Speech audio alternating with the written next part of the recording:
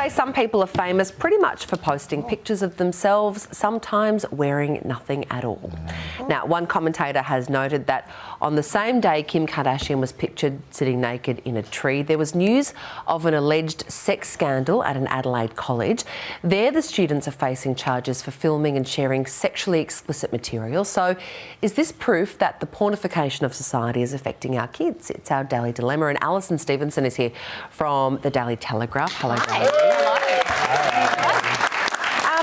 Now, these are two fairly separate incidents, you'd think, right? But this writer's sort of saying it's connected. It was written by Penbo, who's the Minister for Longbows and Shoehorns. But he makes a really valid point. He does. Look, is it any wonder that kids and girls and boys are getting themselves into trouble these days with the over-sexualised nature of society? We're bombarded day in, day out with pictures like the one that Kim Kardashian put up, showing girls and boys that this is the new normal.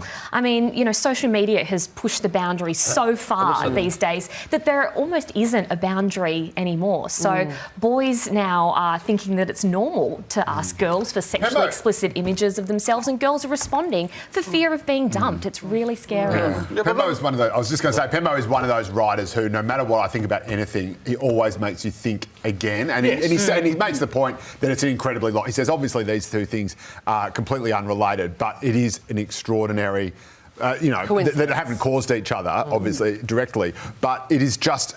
And when you do think about it, you think, well, yes, we are a society that's completely drenched with nude pictures, where sharing nude pictures has become the norm, where kids are sending nude pictures of each other, of themselves to each other, and maybe that is just. And then when there's someone, maybe I have been warning you guys and scaring you, and you look at me like I'm crazy, but what the next generation are facing is so out of this world and so scary that I really worry for society. It's nothing to. Obviously, there are technological changes which have exploded the sharing of this, but there have not been changes in basic human needs and wants. And it's the ease with which they're able to be shared. When I was in high school, back in high school again, in the 70s, you could walk into the library, take The Godfather off the shelf, lay it on its spine, it would open to page 93. Yeah, that's right. Because page 93 is the scene where Sonny has sex at the wedding. And we all read it. But what you're seeing there, and old Playboy magazines, and you're seeing relatively normal pornography. What these children are being exposed to is so explicit and so damaging. They're then seeking out more of them from their peers. Are you saying there's pornography on the internet? I'll be back. But what's really interesting as well, there are men who are 25 who've never seen hair on a vagina because they see in pornography that everything's waxed and you've got these surgically enhanced women. So they've actually never seen what kind of a normal body looks like. I thought you meant they were just really good at using an epilady. I wonder, though, whether... Sorry. No, look, I was just going to say, look, I agree with you, and I'm not a wowser, and neither is Penbo, which is what made me sort of think twice about it. But yes, I agree. I remember going to school one day in Year 8, and there was a really explicit picture from a porno magazine in the timetable, which we all thought was incredibly funny. And half of us didn't really know, couldn't figure out what was actually going on.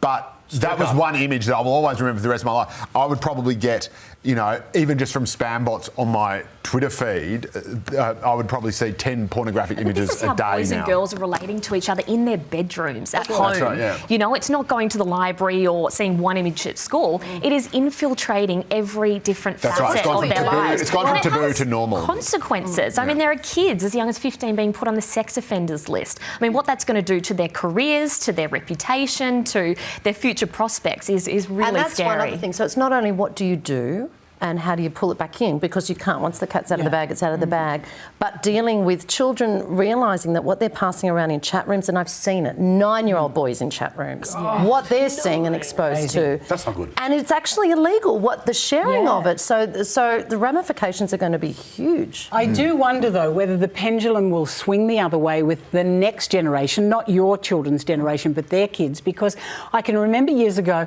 interviewing Frank Zappa's daughter, Moon Unit, and she was out in Australia, and in her book she described being raised by parents where there were no discipline, there was multiple sex going on at home, drugs everywhere. They didn't have to go to school if they didn't want to. She said there was absolutely no discipline. And I said, well, how are you? And she turned out straighty 180. And I said, how are you going to raise your kids? She said, I'm terrified. She said, because I think they're going to go rebel against me. She said, I don't want to take all these drugs and do all of this just to get kids that are going to be straight. So I just wonder whether there is a lot of that rebellion of kids doing things that their parents... back. Maybe. There is a bit of truth in that. And people actually saw about when John Howard, strangely, when he was Prime Minister, there was a spike in the youth vote, which obviously usually skews left, and it was coming back to him. And a lot of people thought it was the kids of baby boomers who were free and easy, like Frank Zappa, wanting a kind of more stable conservative... It was funny. I can tell you, I knew the exact moment John Howard was going to win that election.